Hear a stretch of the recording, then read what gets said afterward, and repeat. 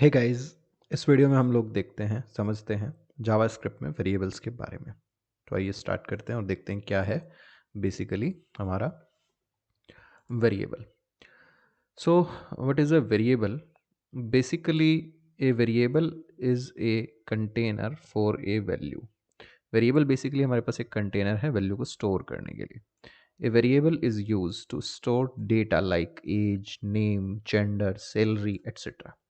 Guys program में हमें हमारे को डेटा को प्रोसेस करना होता है, तो डेटा को जब स्टोर करना है तो उसके लिए हम लोग वेरिएबल्स का यूज़ करते हैं। We can create variables in JS in 3 ways. 3 तरह से हम वेरिएबल्स बना सकते हैं, वेर कीवर्ड का यूज़ करके, लेट कीवर्ड का यूज़ करके एंड कॉन्स्ट कीवर्ड का यूज़ करके। गाइज मैं वेर की अगर बात करूँ, इनिशियली जावास्क्रिप्ट जब आई थी तो वेर कीवर्ड ही था। एएस ने बाद में इंट्रोड्यूस किया है लेट कीवर्ड और कॉन्स्ट कीवर्ड को। तो कैसे इनसे बनाते हैं, क्या डिफरेंसेस होते हैं, वो हम वन बाय वन देखेंगे। सो सबसे पहले हम लोग देखने वाले हैं किसको, हमारे वेर कीवर्ड को। So we can declare variable using the var keyword. Consider the following example. यहाँ पे हमने लिखा वेर एज इक्वल्स टू 10। सो इससे क्या हुआ गाइज, इससे देखिए हुआ ये कि जब जावास्क्रिप्ट कोड हमारा एग्जीक्यूट हुआ उस टाइम पर एक लोकेशन बनी जिसका नाम हो गया क्या, एज, एंड इसकी वैल्यू क्या हो गई है 10। Fine. We can change the value of variable age. हम चाहें तो अगर वेर कीवर्ड से जो हमने वेरिएबल बनाया उसकी एज को हम वैल्यू को हम चेंज भी कर सकते हैं। जैसे मैंने एज इक्वल टू 20 कर दिया तो यहाँ से 10 हट जाएगा, उसके बाद क्या आ जाएगा, यहाँ पे 20 आ जाएगा। तो ये जो लाइन लिखी है इसके बाद जो एज वेरिएबल की वैल्यू रहेगी वो रहेगी 20। We can also redeclare the variable if it was created using where. where keyword से एक वेरिएबल को आप कितनी भी बार डिक्लेयर कर सकते हो, कोई एरर नहीं आती है।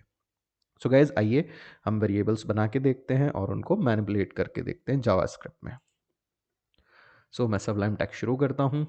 यहाँ मैंने जेएस फोल्डर पे राइट क्लिक किया, न्यू फाइल बनाई। सबसे पहले इसको मैंने सेव करा 04 वेर वेरिएबल नाम से इसको मैं सेव कर दे रहा हूँ।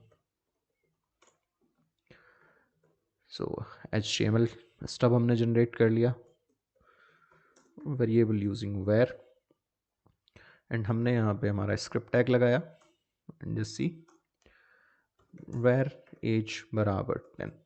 ठीक है, तो यहाँ पे एज वेरिएबल की वैल्यू हो गई 10। नाउ मैंने लिखा console dot log age, so it will print 10।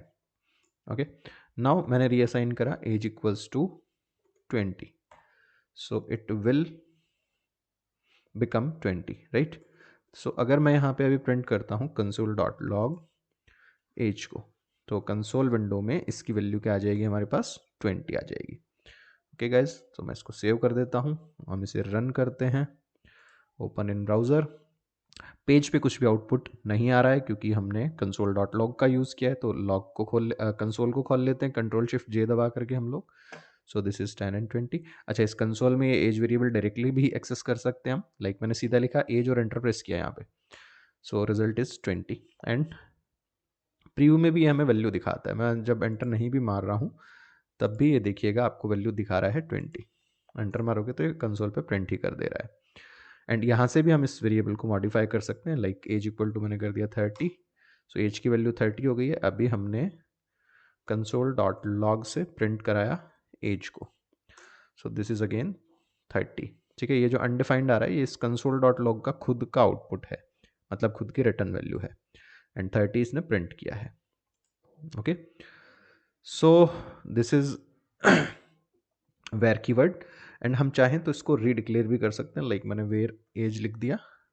Okay, तो ये इसकी रीडिक्लेरेशन हो गई। नाउ मैंने लिखा कंसोल डॉट लॉग एज। अब ये जो आउटपुट आने वाला है इसको आपको बड़े ध्यान से देखना है और समझना है। हमने इसको रन करवा रखा है ऑलरेडी हमारी ब्राउज़र विंडो में। यहाँ हम इसको रिफ्रेश कर देते हैं एक बार। सो 10, 20 एंड 20।